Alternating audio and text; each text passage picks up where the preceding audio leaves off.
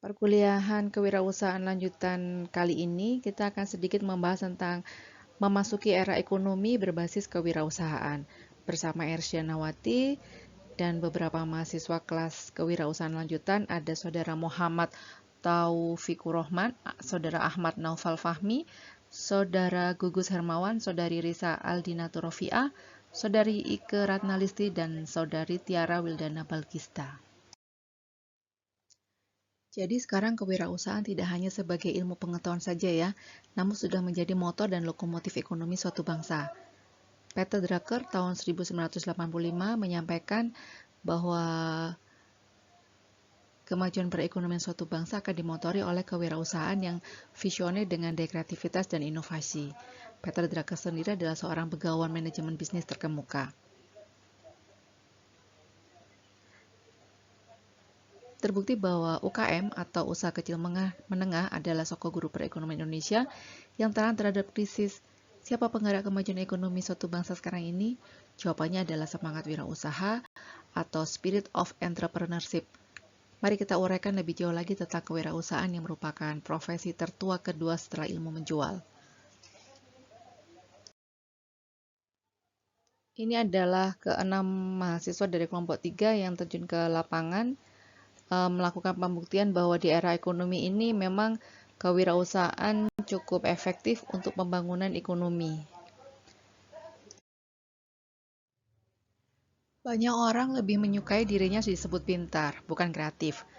Padahal kreatif juga penting. Bila Anda sekedar pandai dan berprestasi tanpa berbekal kemampuan kreatif, maka itu bagaikan mata uang yang kehilangan satu sisinya alias tidak bernilai. Pandai itu selalu mengacu pada suatu konsep eksak atau ilmu pasti. Padahal dalam kehidupan nyata, baik itu dalam pekerjaan atau dunia usaha, kita sering menghadapi ketidakpastian. Kewirausahaan itu sendiri adalah kemampuan untuk merangkai dan memberdayakan semua yang kita miliki. Oleh sebab itu, bisa diibaratkan bahwa keterampilan entrepreneurial adalah mata uang. Sisi yang satu adalah pengetahuan akademis dan prestasi. Sisi lainnya adalah kemampuan untuk mengelola, memberdayakan, dan memanfaatkan pengetahuan akademis kita dalam mengatasi masalah, mengatasi kesulitan, dan tantangan yang dihadapi. Untuk itu, kreativitas dan inovasi berfungsi dalam melengkapi. Jadi, kreativitas adalah kemampuan mengelola, memberdayakan, dan menggunakan pengetahuan apapun yang kita miliki, baik itu informasi, pengalaman, dan keterampilan lain untuk mengatasi kesulitan. Yang dihasilkan apa? Sebuah kebijakan, kebijaksanaan. Jadi di sini prosesnya adalah apa? Bijak dalam pengambilan keputusan. Pengetahuan adalah perkakas. Dan kreativitas adalah cara memasak atau mengolah untuk membuat segalanya terselesaikan dengan bijaksana. Intinya apa? Pengambilan keputusan dengan resiko yang minim dan keuntungan yang maksimal.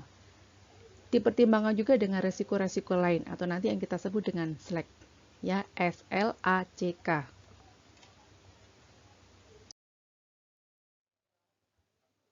Sepak terjang para entrepreneur muda telah membuat degup perekonomian semakin kencang menjadi nafas pertumbuhan bisnis yang semakin menderu. Apakah kita ingin menjadi bagian dari rangkaian gerbong kesuksesan? Atau akan menunggu gerbang berikutnya? Mungkin kita sudah mulai senja, lelah, bahkan sedang frustasi menunggu gerbang selanjutnya. Atau kita mau menatap untuk menikmati orang lain yang sukses, kemudian menceritakannya kepada yang lain. Berubah atau tidak, itu adalah hak dan pilihan kita. Karena sukses itu pilihan. Dan memang setiap orang belum tentu memiliki keahlian dalam memilih. Tapi waktu terus berjalan dan berubah. Ya.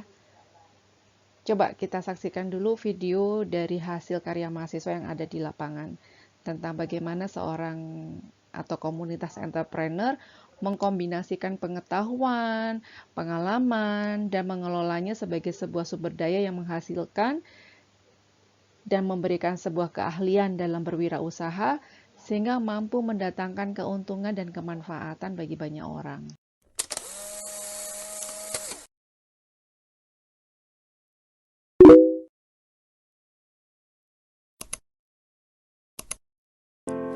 يا من صليت بكل الأنبياء